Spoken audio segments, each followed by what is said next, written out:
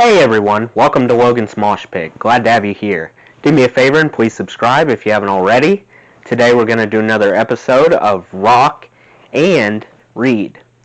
Continuing through Janis, Her Life in Music. We're up to Chapter 4. Chapter 4 is called Beat Weeds. As usual, we have a quote from Janis at the top. It says, "I would never be young again. I'd have to cry all over." This should be a happy chapter. Here we go. Since childhood at the Joplin dinner table, Janis's parents had encouraged her to voice her opinions.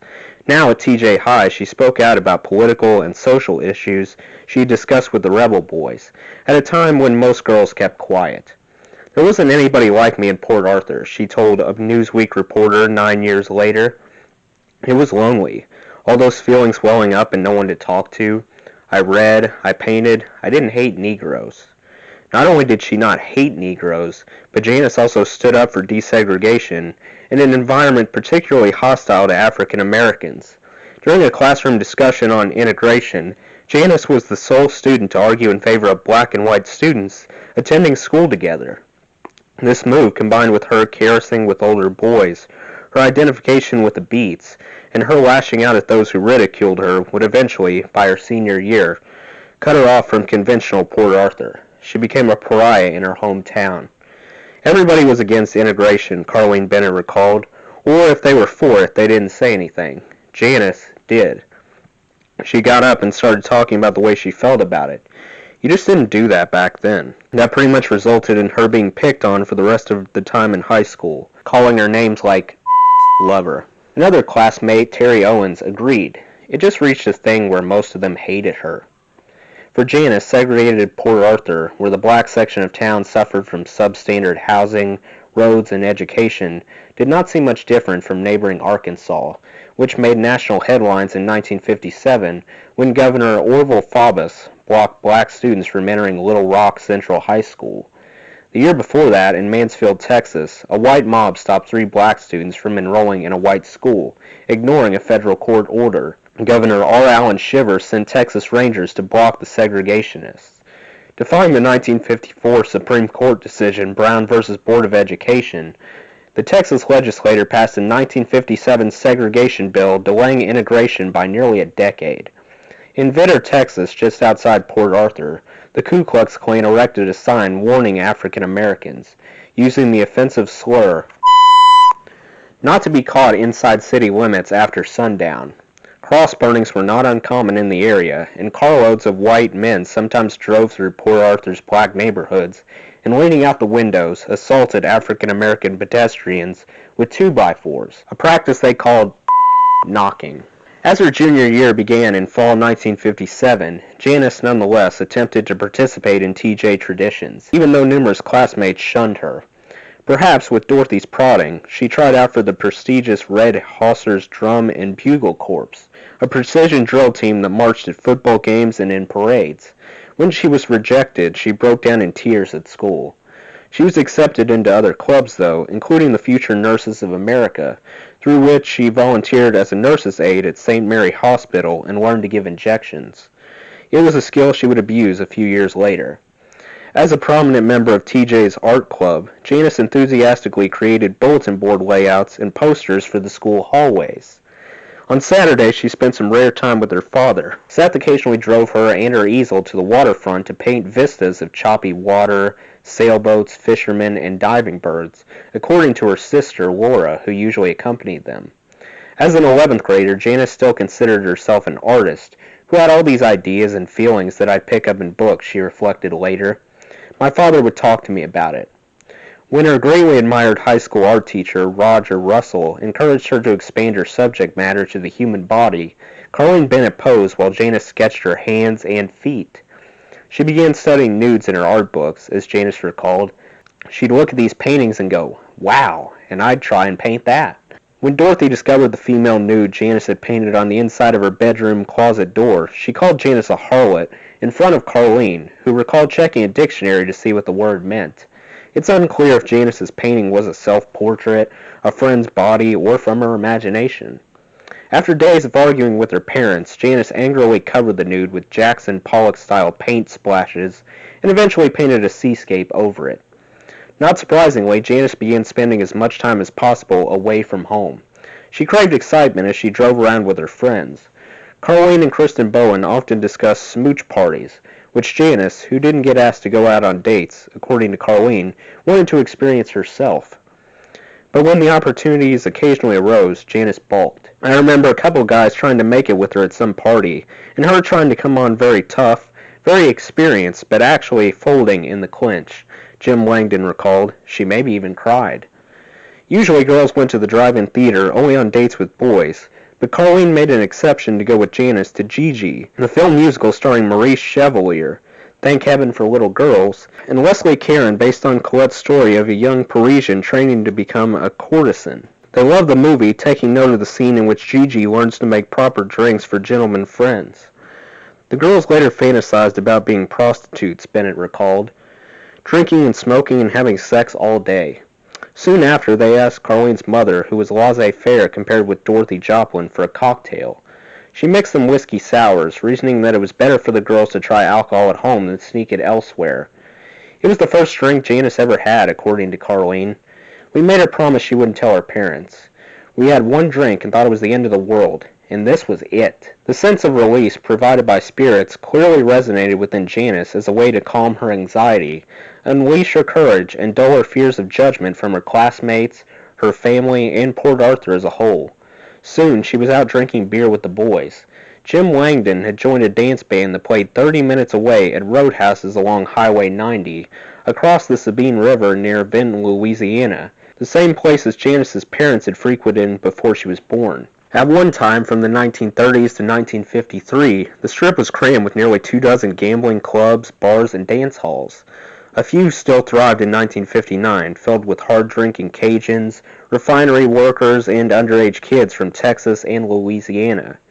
The state's largely unenforced drinking age was 18, unlike the stricter 21 in Texas. Terry Owens, a TJ Jr. who joined them on outings to see Langdon's band, said, "It started out being once a month, then ended up being almost weekly. We'd go to Buster's first because they had a happy hour with quarter drinks. If you could get up to the bar, they'd sell it to you." Janis delighted in going across the river to such clubs as Lou Ann's and the Big Oak, downing beers and hearing raucous R&B bands, real contrast musically to pop radio's hit Parade Fair. Except for New Orleans native Lloyd Price's Stagger Lee and Wilbert Harrison's Kansas City, the dial was packed with teen idols like Paul Anka and Frankie Avalon. On February 3, 1959, 2 weeks after Janis's 16th birthday, a plane crash killed Buddy Holly, the star from Lubbock, J.P. the Big Bopper Richardson, a Beaumont DJ who spun black music, and wrote Channelie Lace, and 17-year-old Richie Valens who scored the hits Donna and La Bamba. In the late 50s, other early rock and rollers were off the radar for less tragic reasons. Elvis got drafted, Little Richard became a preacher, and Jerry Lee Lewis, still unforgiven for marrying his 13-year-old cousin, was banned from radio. This vacuum helped create the conditions for an influx of folk music onto the pop charts, the Kingston Trio and others, as well as a thriving underground of root musicians, including Bob Dylan and Joan Baez, who would influence Janis and even become her peers. Despite rock and roll's dip in popularity in '59, the Big Oak and Lou Ann's on Highway 90 continued to rock, albeit with amplified Texas blues, R&B, and the local hybrid later labeled swamp pop. A low-slung joint with a bar and pool tables, Lou Ann's stage featured Jimmy Reed and other distinctive Texas bluesmen. The Big Oak, a large barn-like place according to Langdon, was jammed every weekend, and there'd be fights in the parking lot. It booked primarily local artists, usually white and always male. A raspy-voiced belter Janis's age, Jerry LaCroix, fronted the Dominoes, a raucous R&B combo with a horn section which he joined at age 14. LaCroix, as Count Jackson, would then form the Counts before joining Beaumont native Edgar Winter in White Trash in the early 1970s, and eventually singing lead for Blood, Sweat, and Tears and Rare Earth. The hottest group playing the Strip in '59 was the Boogie Kings, which included Dale Gothia, a Port Arthur saxophone player a couple of years older than Janis. 10 years later, the Dominoes and the Boogie Kings would inspire Janis's musical direction when she put together her first backing band. It was an earth-shattering sound shaking the rafters in 1959 Louisiana. We opened the door, and it was like a freight train coming through that room, LaCroix recalled of the Boogie Kings, which he later joined. These guys had 5 tenor saxophones, a couple of trumpets, a Hammond B3 organ, and one of those Louisiana drummers. They were playing swamp pop music, Fat Dominoes, Bobby Charles style music. There were 3 lead singers, and all the horn players sang like black chicks in a gospel choir. They had beautiful voices. It was just an incredible band. The sound and the rhythm of these bands unleashed Janis's pent-up energy, no doubt aided by her increasing intake of alcohol. Doing the bump and grind on the grimy, packed dance floor, her adrenaline pumping, she experienced a high that some kids got through sex. Pretty boy Terry Owens, whose family had moved to Texas from Illinois, recalled drunkenly necking Janis in the back seat on the way home. None of Janis's girlfriends accompanied her across the river to Louisiana's night spots.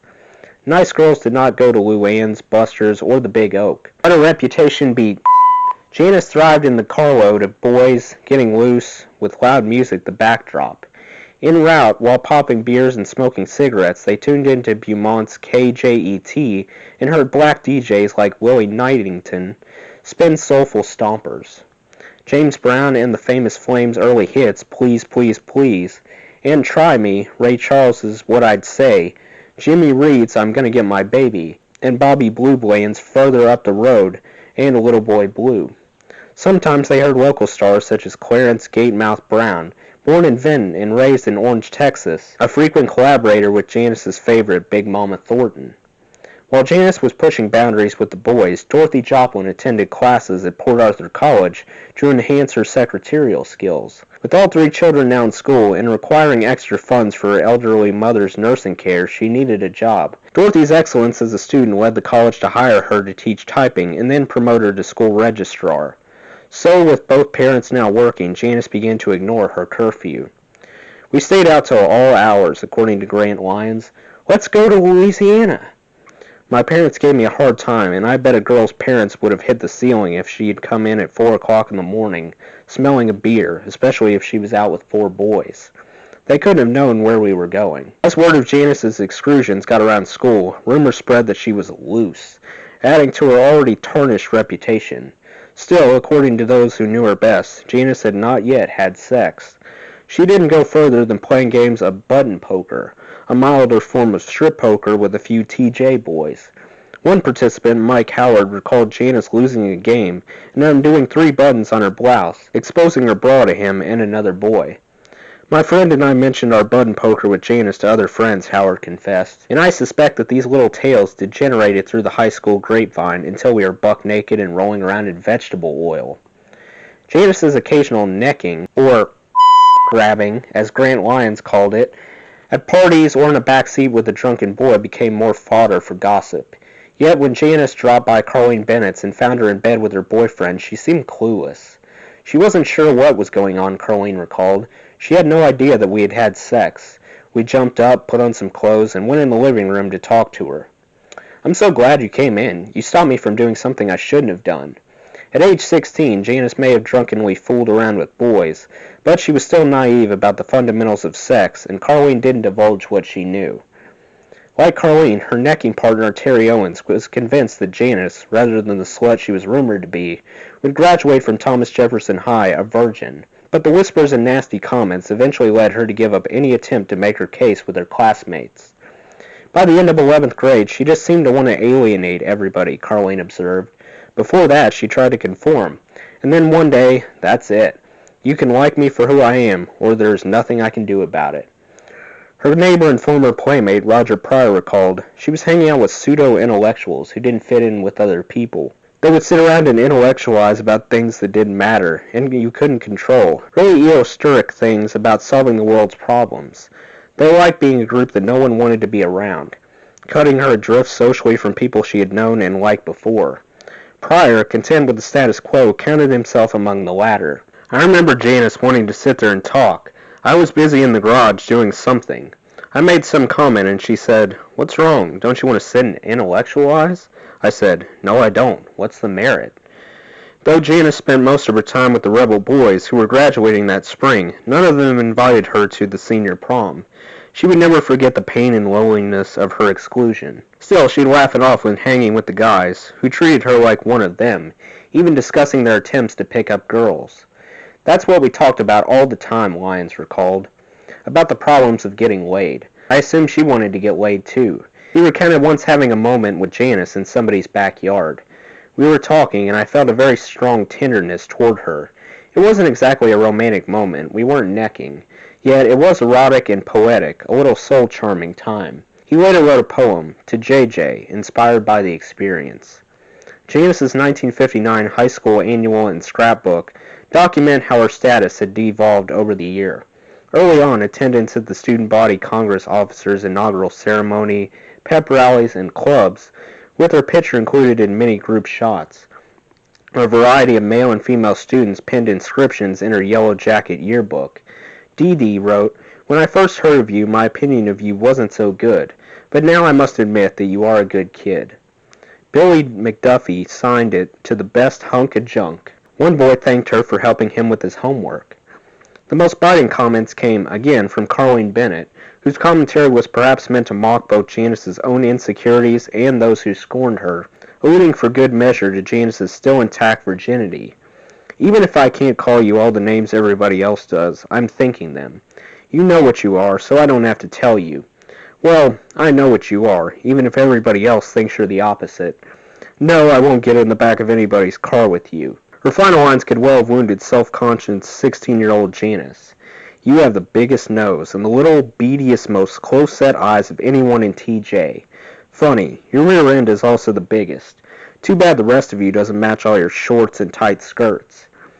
Photographs of Janis, many still taken by her father, show a healthy teenage girl with short, wavy brown hair and a developing figure.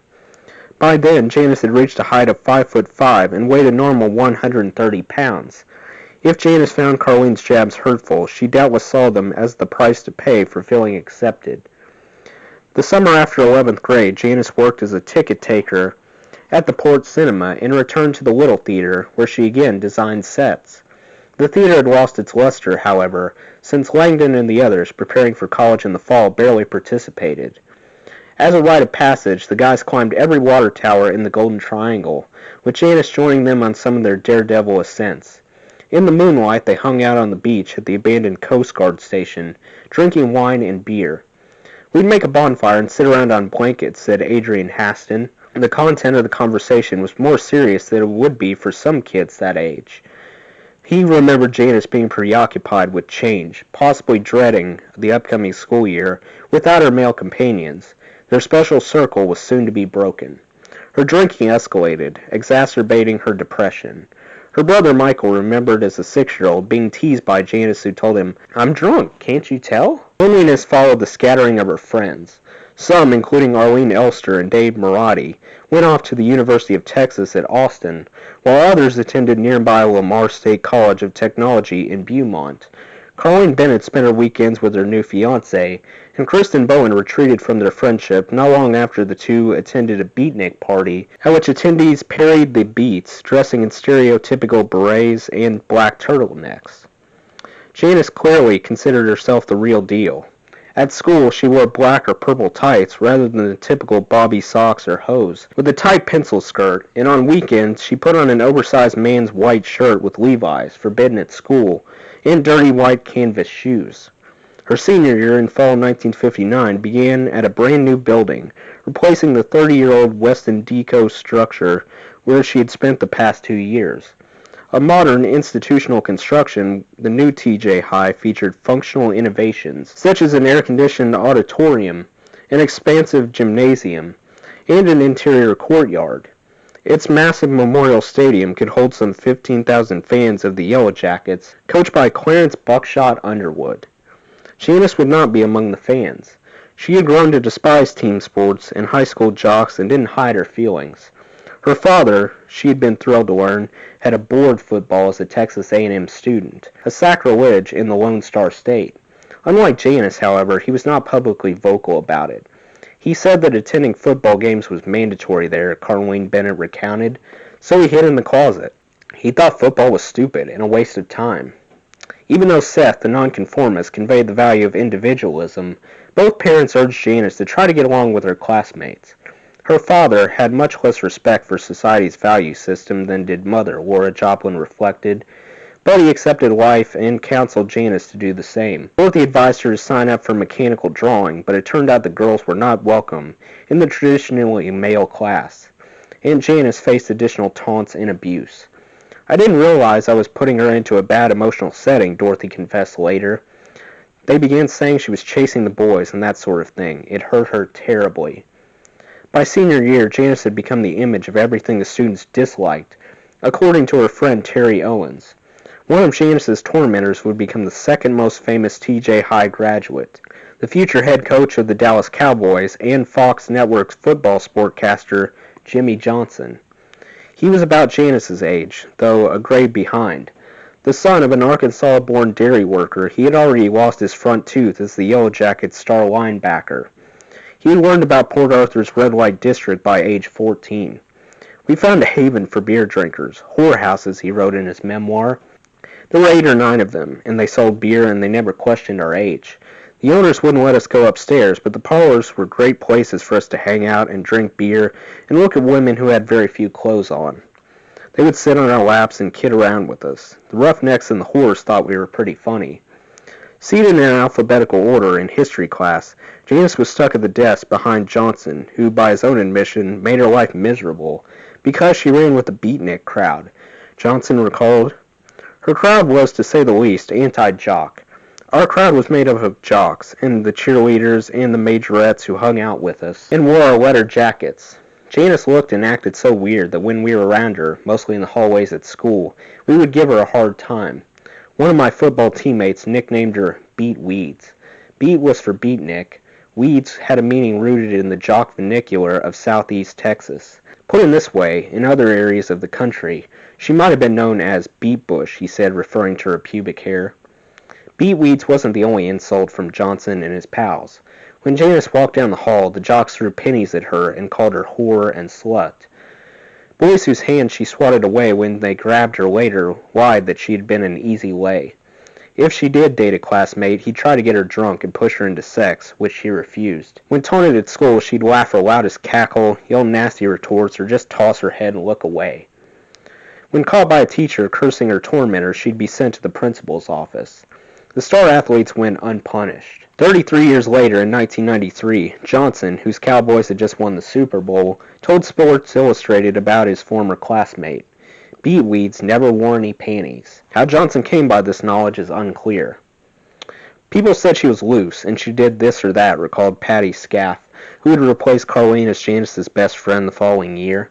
10 times as many guys as she had ever gone out with said they had slept with her. Janis's bohemian wardrobe brought her ridicule.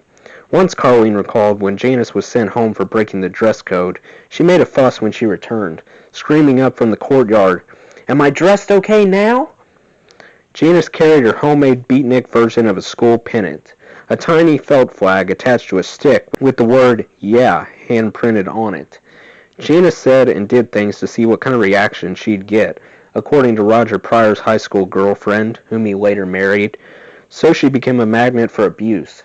Her days of trying to fit in had ended, and although rejection was the price for presenting her real self, she did it anyway, with increasing conviction.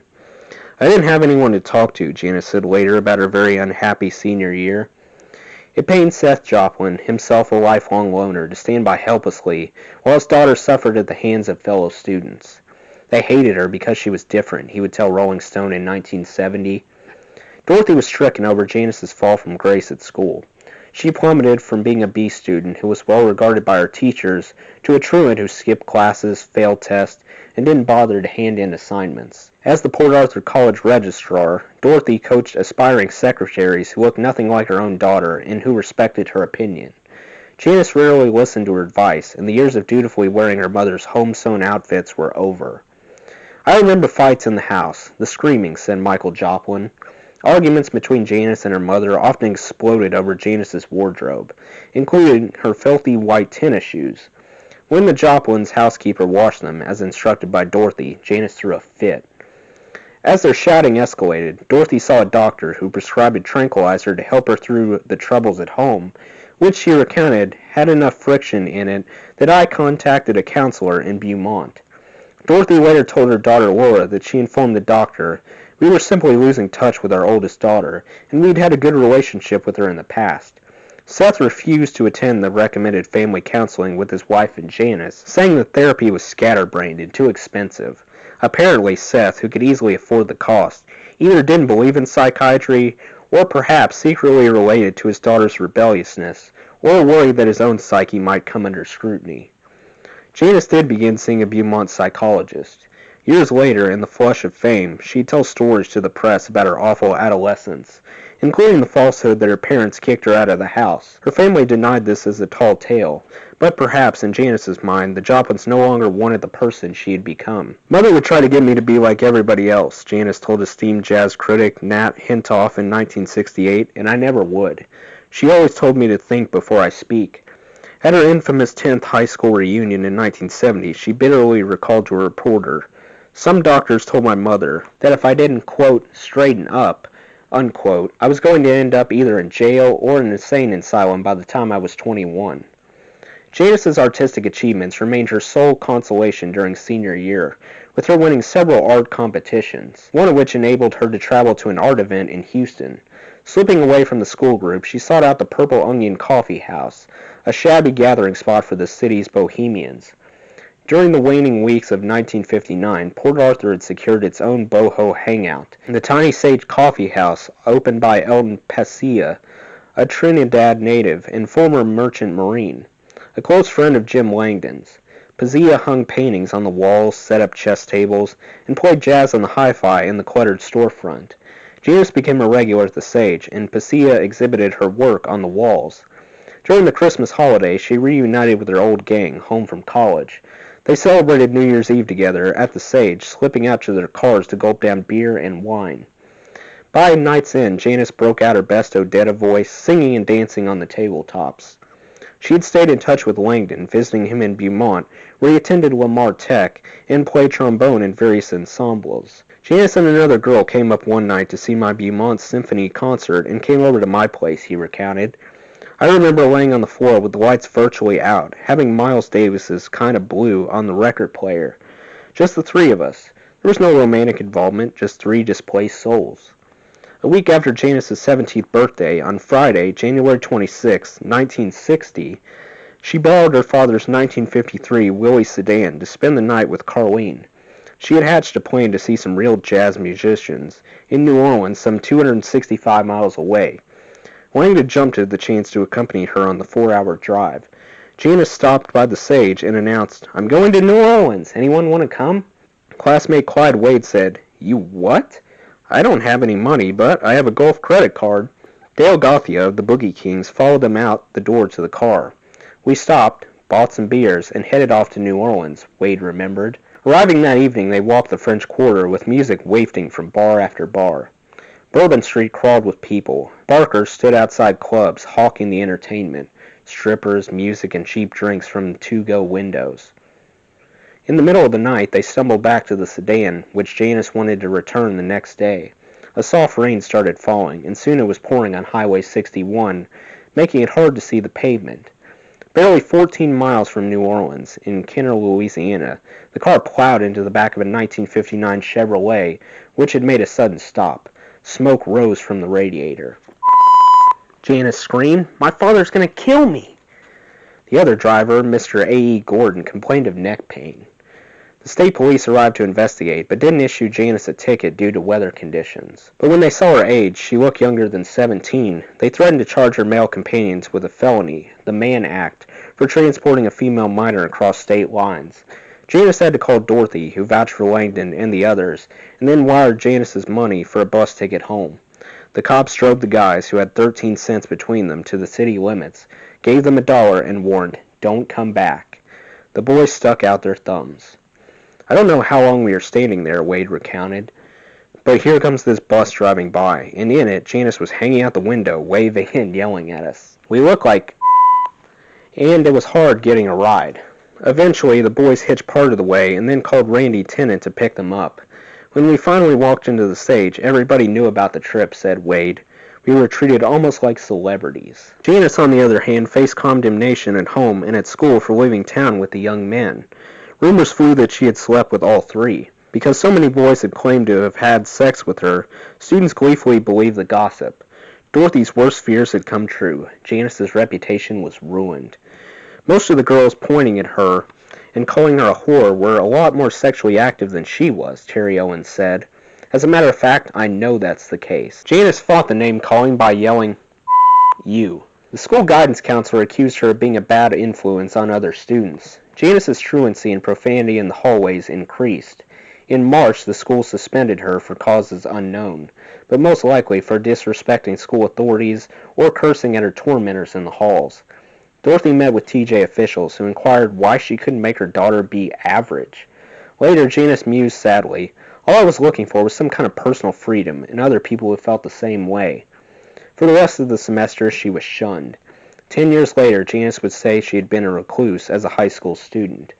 1 year of anguish and humiliation wiped out any good feelings she had ever had about her school years, any good memories of friendship in Port Arthur. With a wan smile, Janis posed, probably in fall 1959, for her senior portrait wearing a cap and gown, which appears in the 1960 Yellow Jacket. Her copy does not have a single classmate's signature or inscription on any of its pages. Though she had missed numerous classes, she did manage to graduate with the class of 1960 in May. Some students later swore she had staggered drunkenly to the stage to pick up her diploma. Undoubtedly, if she wasn't drunk then, she wasted no time in celebrating her freedom from Thomas Jefferson High. That's the end of Chapter 4. Let me know what you guys thought of Chapter 4 in the comments. That does it for today's video, guys. I hope you enjoyed. Make sure to like, comment, and subscribe if you haven't already. I really appreciate the support. I'll see you next time. Until then, rock on.